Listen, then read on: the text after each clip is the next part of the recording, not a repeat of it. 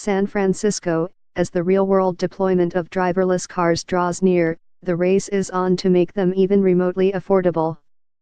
The systems that currently drive robot cars cost upward of $100,000, RM408, 325, per vehicle, not counting the cost of the car itself.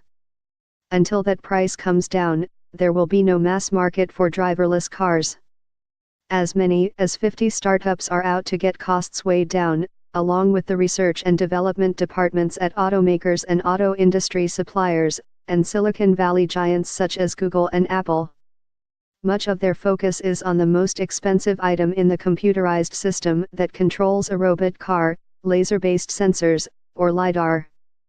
The latest competitor is a stealthy startup that now has come out of hiding.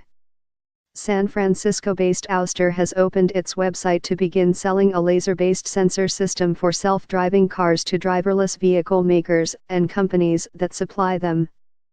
To date, the highest-end automotive LiDAR systems available cost $75,000, RM306, 243, made by Velodyne. Ouster claims its new system, the OS1, boasts near-top performance for less than a fifth of that cost, or $12,000, RM48, 999. A Corvette is 90% as fast as a Ferrari and it's 10% of the cost, said Angus Pakala, Ouster chief executive and co-founder. Velodyne pioneered automotive LiDAR, which in turn enabled Waymo, the driverless car division of Google parent Alphabet, to begin its driverless car project in 2009. Waymo's success has fueled a radical transformation of the automobile industry as traditional automakers rush to keep current. LiDAR units shoot invisible beams of laser light off objects and measure how long they take to bounce back. Knitting millions of these signals together creates images called point clouds, which identify the material world around the car. The technology can identify building and traffic signals and can discriminate people from animals, bicycles from motorcycles, and rocks from soccer balls by shape and how fast and in which direction they're moving. LiDAR is only one of several sensor systems that make up the robot system in a driverless car. Each has strengths and weaknesses.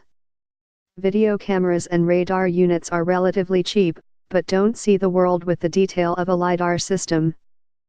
LiDAR has problems with rain, snow, and fog, because the beams can bounce off snowflakes and water droplets.